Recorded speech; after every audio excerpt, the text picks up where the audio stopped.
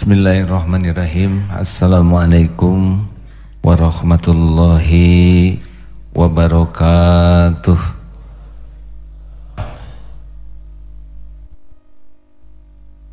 Alhamdulillahi rabbil alamin.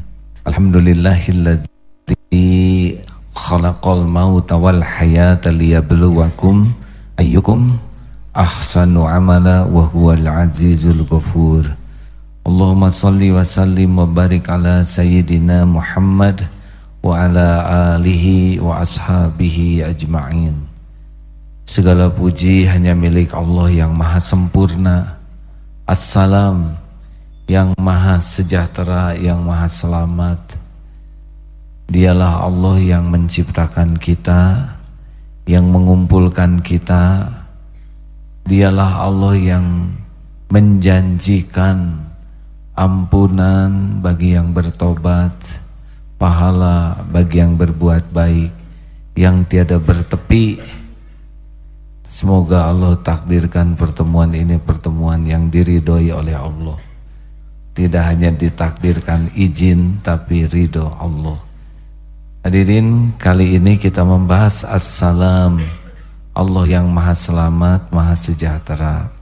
Dalilnya dalam surat Al-Hasyr ayat 23. Kita sering mendengar sesudah sholat, Allahumma antas salam wa minkas salam tabarakta ya dzal jalali wal ikram.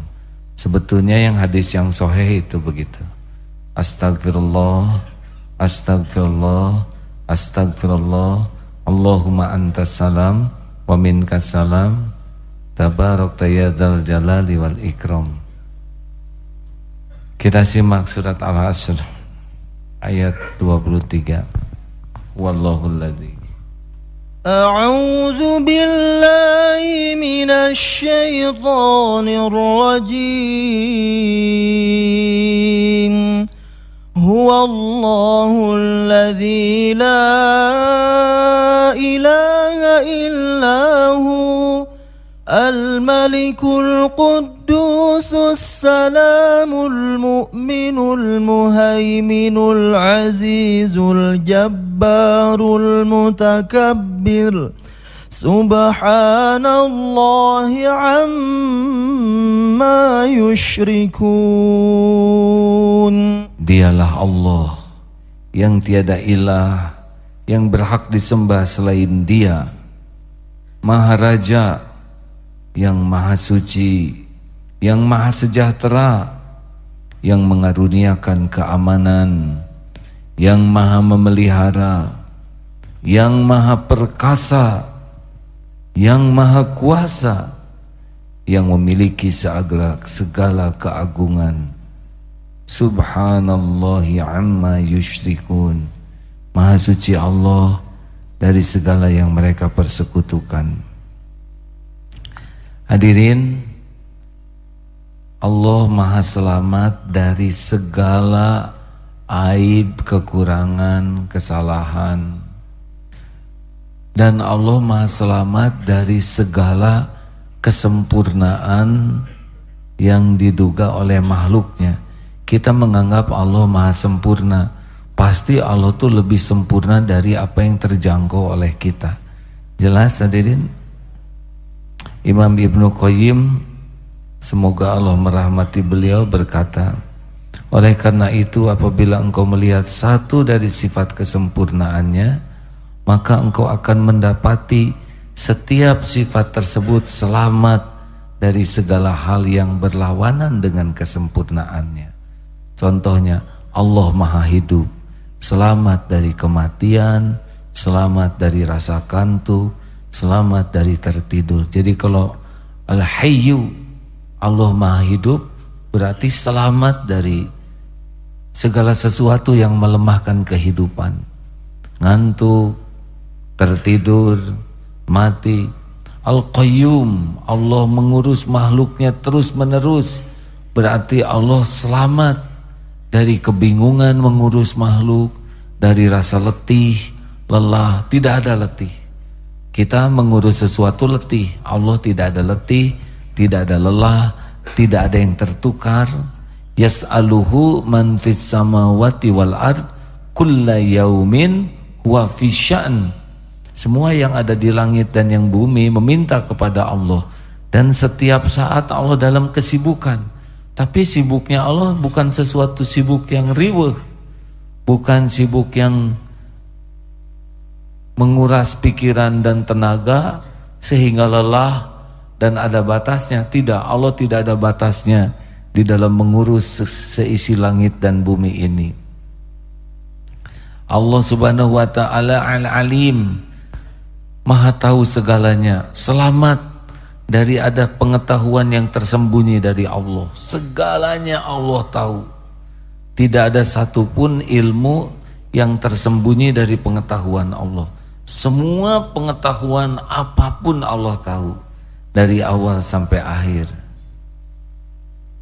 Dan Allah tidak perlu letih mengingat-ingat seperti kita berusaha mengingat, atau Allah melupakannya, atau memikirkannya. Kita berpikir, tapi Allah dengan ilmunya tidak seperti kita yang harus berpikir untuk mengingat ilmu. Allah maha sempurna dari segala keterbatasan. Allah Subhanahu wa ta'ala semua ilmunya, semua firman Allah itu selamat dari dusta, dari kalimat-kalimat yang salah, dari segala ketidakadilan. Semuanya selamat. Semua firman Allah tidak ada yang cacat, tidak ada yang kurang, tidak ada yang luput. Semuanya sempurna.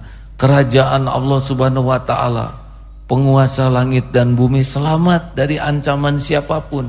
Allah tidak terancam oleh makhluk-makhluknya. Jin, setan, tidak ada yang bisa membahayakan Allah Subhanahu wa ta'ala. Termasuk manusia-manusia yang durhaka, yang zalim, yang mengingkari Allah, sama sekali tidak menjadi ancaman bagi Allah yang menguasai langit dan bumi. Siapa manusia? Sehebat apapun manusia cuman di bumi. Bumi ini kecil dibanding matahari. Matahari itu kecil dibanding di tata surya. Sedangkan Allah penguasa jagad semesta alam. Oleh karena itu kerajaan Allah tidak akan berkurang, tidak akan menjadi hina dengan dihina oleh makhluk-makhluk yang tidak ada apa-apanya sama sekali. Allah Subhanahu wa ta'ala mengampuni tanpa dibutuhkan sebelumnya. Allah maha dermawan, bukan karena menginginkan sesuatu dari makhluknya. Kalau Allah ngasih saja. Tidak memerlukan apapun Allah dari siapapun. Dialah pemilik jagad semesta alam. Allahumma antas salam wa minkas salam. Dan Allah pula yang mengaruniakan kepada kita kesejahteraan. Jadi tidak ada yang bisa menyelamatkan, memberikan kita kesejahteraan selain Allah Subhanahu wa ta'ala. Setiap nyamuk itu bertasbih. Setiap nyamuk itu bertasbih.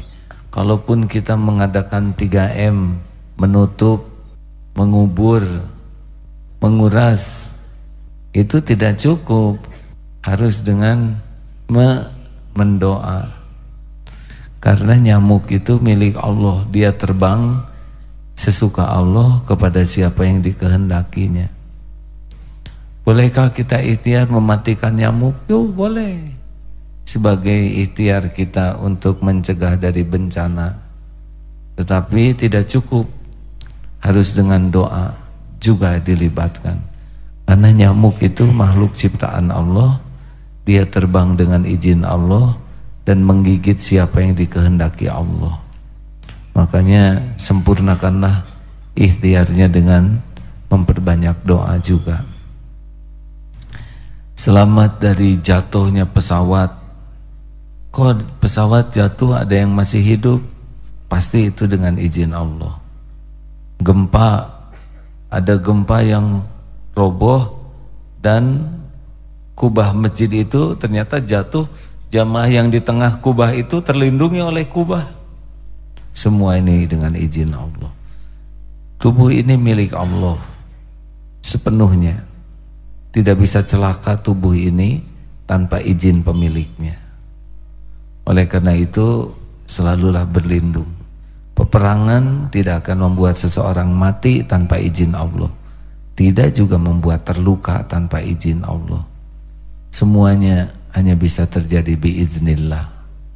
Kita tidak bisa mati kalau tidak dicabut nyawanya oleh malaikat pencabut nyawa, dan malaikat pencabut nyawa tidak akan mencabut nyawa kita kecuali sesuai dengan perintah Allah Subhanahu wa taala. Ini memang begini hadirin. Makanya kalau kita ingin selamat harus berlindung kepada penguasa segala-galanya. Kita terancam. Yang mengancam kita juga sebetulnya makhluk ciptaan Allah. Benar? Ada anjing, coba. Bu, kalau dikejar anjing bagaimana? Shh. Kalau dikejar anjing bagaimana? Lari, jongkok. Berarti baru datang hari ini ke pengajian. Kalau dikejar anjing bagaimana? Doa sambil menyesuaikan dengan keadaan. Kadang jongkok, kadang ngambil balok kayu, kadang lari, tapi doa dulu. Nanti kalau Allah melindungi kita, anjingnya saja dibuat tidak tertarik. Apa lihat ada anjing betina ya, sehingga lebih menarik mendekati anjing betina daripada betis saudara, atau datang pemiliknya. Karena Allah yang kuasa atas segala-galanya. Syariatnya nanti ada. Atau anjingnya saja dibuat tidak mau lari. Bagaimana kalau kita mau pergi, kita tidak tahu siapa copet di angkot, copet di angkutan umum? Allah tahu. Tidak ada satupun yang tidak diketahui oleh Allah. Setiap copet yang berniat nyopet, setiap begal yang berniat membegal, setiap maling yang mau maling, setiap preman yang akan mengganggu, semuanya diketahui Allah. Maka berlindung, bismillahi tawakkaltu 'alallahi la haula wala quwwata illa billah. Sama, itu bukan hanya untuk kita, tapi untuk keluarga juga. Anak di luar kota, siapa yang bisa menjaga anak kita? Allah. Doa, ambil wudu, sholat 2 rakaat untuk berhajat, minta ke Allah, ya Allah, Engkaulah pencipta anak hamba, Engkaulah yang menggenggam anak hamba, Engkaulah yang menguasai anak, tidak ada satupun yang bisa terjadi tanpa izin-Mu. Engkaulah pelindung yang maha kokoh, penjaga yang maha sempurna. Lindungi anak dari kezaliman makhluk-makhluk-Mu. Didengar tidak oleh Allah? Didengar. Suami dinas keluar kota, daripada kita minta ke Intel ngejagain, lebih baik ke Allah. Ya Allah, titip suami saya, katanya dinas keluar kota, mau rapat. Engkau tahu ya Allah. Nah itu suudon ya. Titip ya Allah, saya tidak mau berburuk sangka. Saya juga tidak akan mencari-cari aib karena Engkau melarang. Tolong jaga suami dari apapun yang membuatnya tergelincir. Jadi keselamatan bukan hanya untuk kita, tapi untuk keluarga, orang tua, anak, suami, istri. Nah, SSG latihan di hutan, Solo Bivak, jumlahnya 600. Di dalam hutan masing-masing satu tenda sendiri. Siapa yang bisa jaga? Panitia? Panitianya juga ngantuk. Saya cemas. Ranting bisa jatuh dari atas, ular bisa bergerak, kalajengking bisa datang.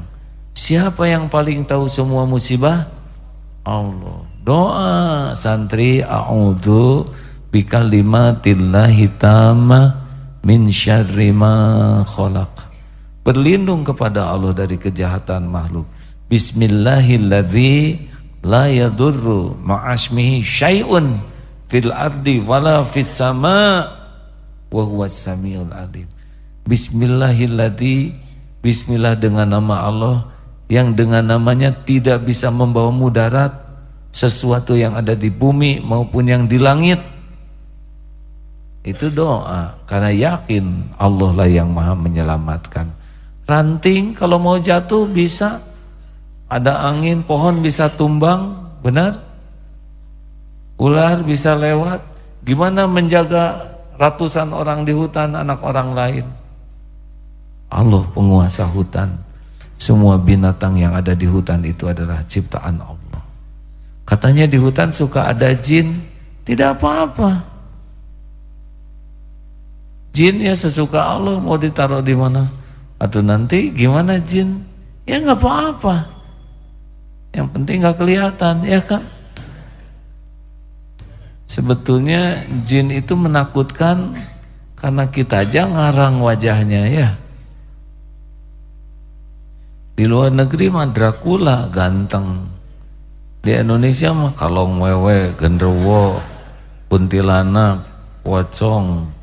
Paling banyak jenisnya hantu di Indonesia. Di orang lain mah lebih efisien. Acungkan tangan yang pernah melihat hantu. Saya juga belum pernah dan tidak mau, ya. Tapi kita suka takut. Lagi sholat, jangan-jangan di belakang ada yang lagi. Jadi rukunya teh noong. Jadi sekarang kita takut oleh jin. Jinnya juga belum pernah lihat, betul? Baru kata orang. Coba bayangkan jinnya cakep. Lebih horor lagi hadirin. Berlindunglah ke Allah, pencipta, pemilik, penguasa jin. Jadi memang makin yakin Allah yang menciptakan dan menguasai segalanya, ya kita berlindung kepada penguasanya. Termasuk tipu daya setan. Setan itu lemah hadirin. Lebih berat godaan wanita buat lelaki daripada godaan setan. Dari wanita mah jelas ya. Saya tidak mengatakan wanita lebih gawat daripada setan, bukan itu, jangan salah tafsir. Tapi bisikannya, kalau jin cuma ngebisikin aja. Tapi kalau wanita, bagi lelaki ya, saya minta maaf akhwat, karena saya lelaki jadi mewakili kaum Adam. Benar enggak sih? Paling si setan, lihat tuh akhwat itu, lihat. Terus akhwatnya senyum, rey ya kan? Coba kalau setan senyum, belum tentu kita ngerey. Kalau akhwat terhadap ikhwan gimana sih? Akhwat, apakah godaan ikhwan lebih berbahaya? Apa katanya? Biasa aja. Oh gitu ya.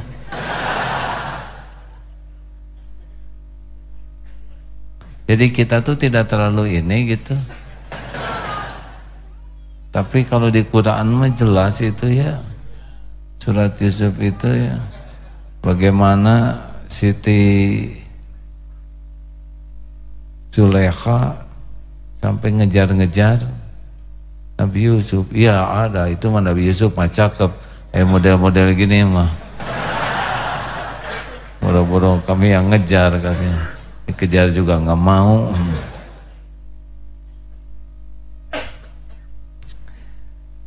Baik, hidup ini pasti ada dua, roja dan khauf, harap dan takut. Nah, supaya kita dapat Allahumma antas salam wa minkas salam, maka kita minta kesejahteraan, keselamatan itu dari Allah, karena semuanya juga milik Allah. Apa yang kita inginkan pasti milik Allah, apa yang kita harapkan pasti milik Allah, pasti ada dalam kekuasaan Allah, dan hanya bisa bertemu dengan kita dengan izin Allah. Apapun yang kita cemaskan, yang kita takuti, pasti ciptaan Allah, karena tidak lagi di alam ini selain Allah yang menciptakan. Pasti milik Allah, siapa lagi yang memilikinya, benar? Dan pasti hanya bisa terjadi biiznillah. Oleh karena itu, Allahumma antas salam wa minkas salam, tabarakta rabbana ya dzal jalali wal ikram. Nah begitu hadirin, itulah tentang Allahumma antas salam. Selebihnya saya tetap ingin menyampaikan tentang 5 ciri orang sholat, boleh? Ini saya masih tergelitik terus dengan keterangan ini. Boleh saya bacakan ini 5 tingkatan orang sholat. Jadi Ibnul Qayyim, semoga Allah merahmati beliau, berkata tingkatan manusia dalam sholat ada 5 golongan. 1, yaitu orang yang zolim terhadap dirinya sendiri.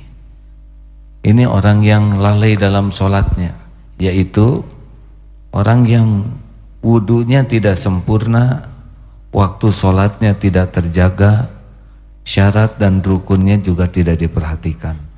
Dia tidak peduli dengan kesempurnaan sholat, asal lakukan saja. Wudu colak-colek seperlunya, tidak peduli sikutnya basah atau tidak, kumur-kumur juga seadanya.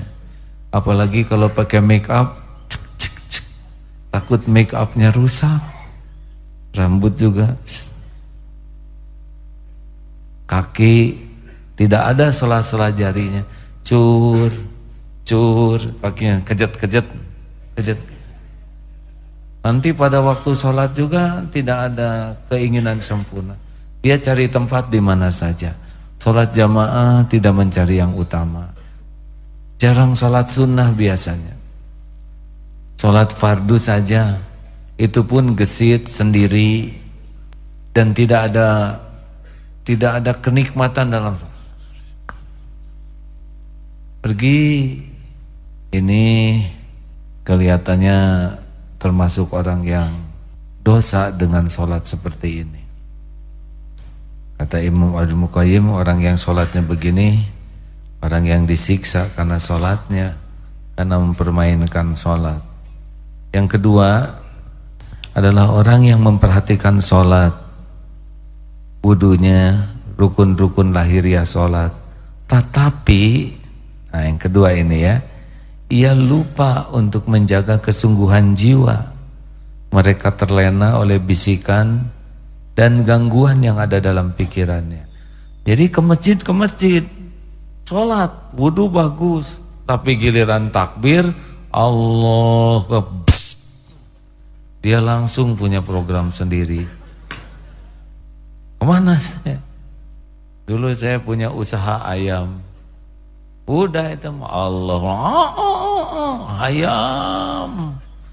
Sampai selesai assalamualaikum baru ayam teh bubar. Yang punya usaha hati-hati bisa masuk tuh dalam sholat. Juga yang punya calon, saya tidak menyebut pacar, Allah Akbar, senyap. Nanti mau ketemu Allah. Pengajian tungguan kira. Biasanya dia ada di dekat penyeberangan sami Allah di mana. Lama di parkir saya akan Allah. Jadi senyum sendiri, bahagia gitu.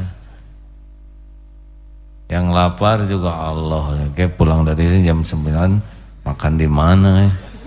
Warung itu jeruk penuh, tak enak. Sami Allah. Yang mahal deh Allah. Yang nyari angkot Allah ya Grab guys buat tinggi kaki. Hadirin, ini salah sholat begini. Karena kita kan sholat itu untuk sholatnya khusyuk, bukan untuk sholat saja, betul? Kita sholat kan bukan hanya untuk sholat, tapi kita sholat supaya diterima oleh Allah sholatnya. Ini termasuk yang lalai nih dalam sholatnya seperti ini. Saya tidak nyuruh ngacung karena saya khawatir saya akan ikut ngacung. Kita mah baru landing teh salam. Bahkan kadang-kadang makin panjang bacaan imam teh, kesempatan emas, bisa merencanakan lebih luas lagi adanya. Nanti pas taraweh teh cari yang imamnya panjang, bukan mengikutin. Eta banyak perencanaan yang harus tuntas dalam. Yang mau masak, guys, masak naon gitu. Terus istighfar hadirin. Yang ketiga adalah orang yang menjaga. Ini lebih serius, syarat rukun sholat, wudunya bagus, dan jiwanya juga sungguh-sungguh ingin khusyuk. Memang dari awal pengen sholatnya khusyuk. Dia sungguh melawan bisikan dan gangguan. Mereka sangat semangat di dalam melawan musuh-musuhnya agar tidak mencuri sholat mereka. Orang seperti ini dalam sholat dan perjuangan. Allahu Akbar. Ingat ke Allah. Terus masuk tahan. Bismillahirrahmanirrahim. Balik lagi. Gigih. Seperti naik mobil, di depan ada yang menarik, yang tadinya mau ke Gandok, ada ke Ciamplas, balik. Tergoda dikit, balik.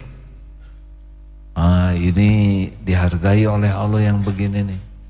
Karena sudah memang ingin sholatnya khusyuk. Ada perjuangan. Kalau yang kedua tadi tidak ada perjuangan. Dia melarut saja.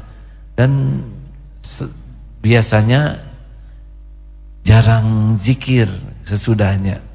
Kalau sholatnya tidak khusyuk, jarang istighfar, jarang zikir, jarang doa.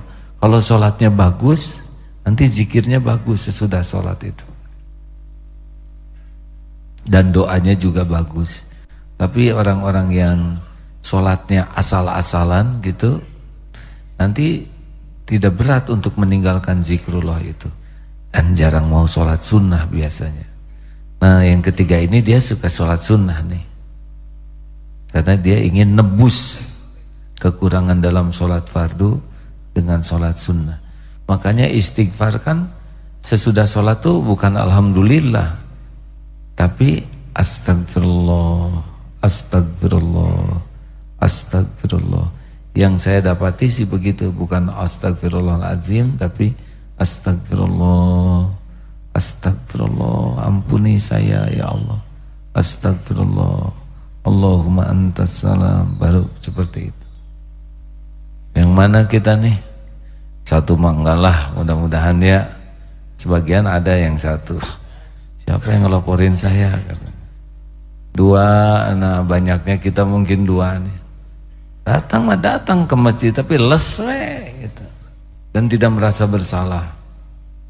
Ya harusnya kita naik ke yang ketiga ini. Caranya bagaimana? Nah yang keempat. Yang keempat ini sholatnya sudah menikmati sholat. Orang yang sangat memperhatikan sholat, hatinya fokus dalam ruh sholat dan penghambaan. Jadi ini Allahu Akbar. Ingat Allah yang maha besar. Bismillahirrahmanirrahim. Ikut dengan menyebut namamu ya Allah. Wahai yang maha pengasih, wahai yang maha penyayang. Alhamdulillahi Rabbil Alamin. Segala puji bagimu ya Rabb semesta alam. Itu dijawab loh hadirin. Tiap kali kita mengucapkan Alhamdulillahi Rabbil Alamin, hambaku memujiku.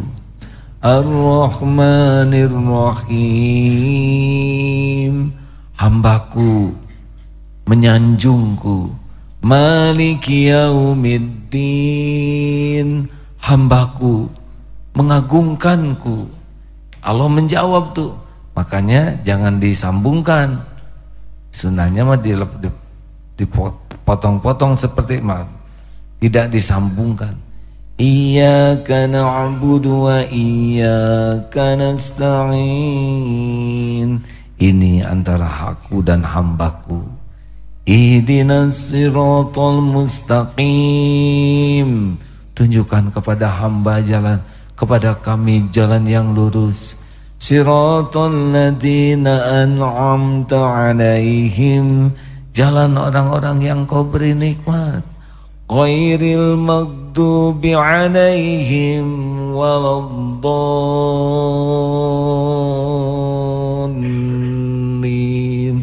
Bukan jalan orang yang kau murkai, bukan jalan orang yang sesat.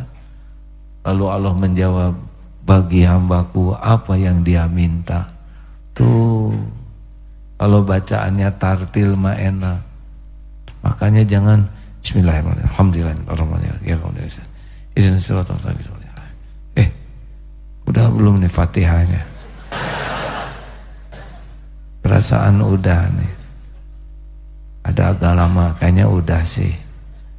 Dia kan sama-sama dulu salatnya sama saya. Udah ruku, berarti udah kan? Allah. Tidak jarang itu. Bismillahirrahmanirrahim. Amin. Asa enggak ngepas begini? Kalau sudah tidak tumanina, tidak tartil, lewat itu salat. Subhanallah, subhanallah, subhanallah. Sembilan Rabbana wa lakal hamdu sama Allah subhanahu. Subhanallah, subhanallah, subhanallah.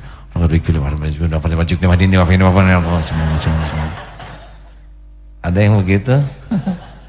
Antara sujud itu, pada itu kan doa yang luar biasa kan.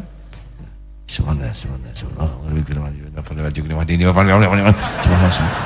Coba saudara sekali-kali minta sesuatu, pas minta duit, minta uang, minta makan.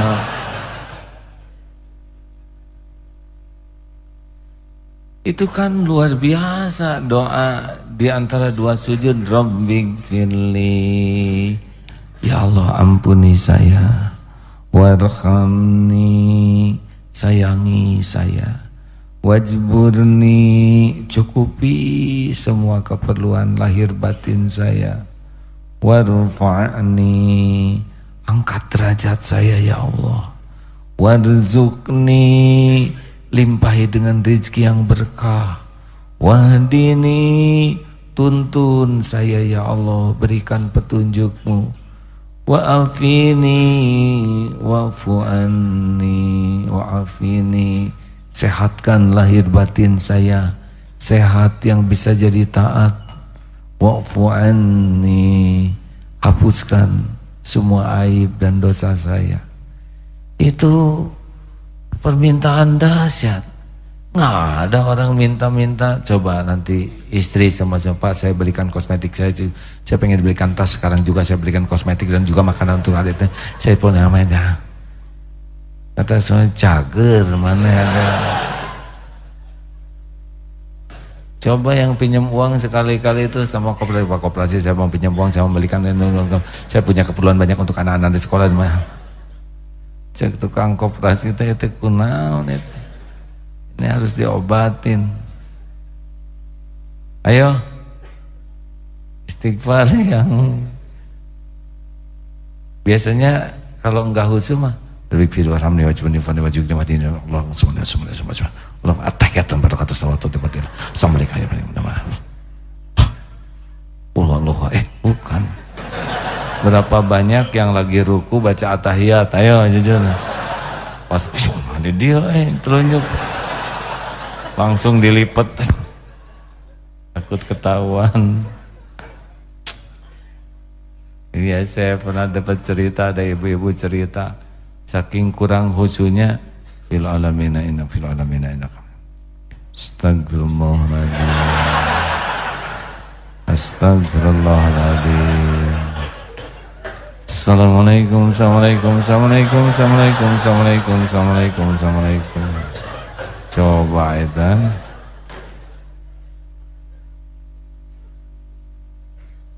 Ayo, berapa lama yang sujudnya lama tapi mikir sujud ke satu atau kedua?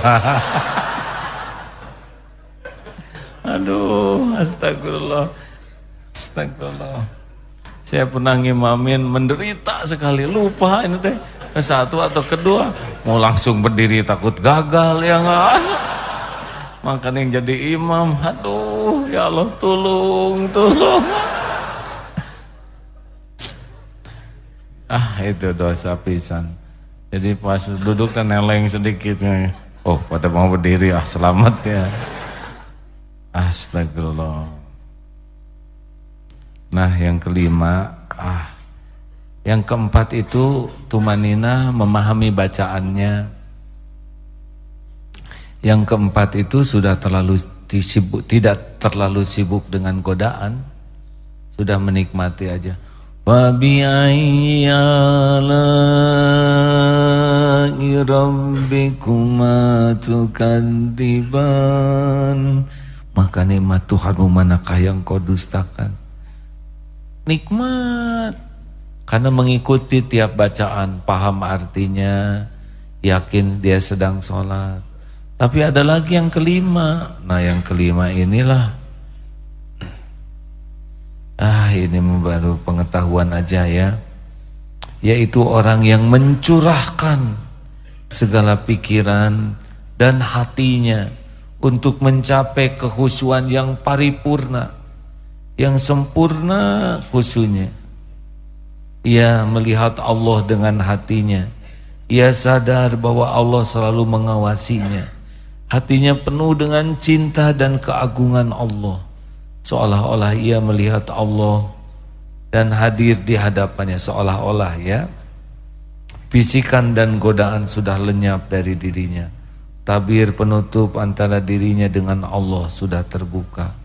Orang ini mah sudah begini, yakin Allah Maha melihat, yakin Allah Maha mendengar, yakin Allah Maha mengawasi dirinya, yakin Allah Maha tahu isi hatinya, yakin dan Allah tuh pencipta jagat semesta. Jadi ketika ruku tuh terasa ruku kepada penguasa langit dan bumi. Dan ketika sujud itu terasa sekali bersimpuh sujud di hadapan Allah Azza wa Jalla, penguasa yang maha begagah, penguasa pemilik jagat semesta alam. Sedang kita hanya manusia yang tiada arti, yang berlumur dosa, yang benar-benar tidak punya apa-apa, bersimpuh, merunduk dengan penuh segenap kerendahan di hadapan Allah. Makanya nikmat katanya, sujudnya nikmat, rukunya nikmat, tiap bacaannya nikmat, penuh dengan kecintaan. Seperti orang yang sangat mencintai seseorang, ketika berbicara penuh dengan perasaan, penuh dengan kerinduan, penuh dengan keagungan. Saya hanya baru bisa mengira-ngira saja seperti apa. Dan inilah sholatnya para kekasih Allah. Jadi tidak usah heran, anteng. Dan sholatnya biasanya sholat sunnah yang tersembunyi, yang sangat panjang. Kalau berjamaah akan menyesuaikan dengan imam. Tapi kalau sudah sholat sendiri, Masya Allah. Silakan evaluasi diri hadirin. Sholat itu gerbangnya. Bismillahirrahmanirrahim. Qad aflahal mu'minuna alladzina hum fi sholatihim khashi'un. Amat sangat beruntung orang yang beriman yang khusyuk dalam sholatnya. Beruntung, sukses. Kalau kita ingin memperbaiki urusan, yang pertama kita perbaiki adalah sholat. Silakan surat apa Ustaz? Surat Toha ayat 14. أعوذ بالله من الشيطان الرجيم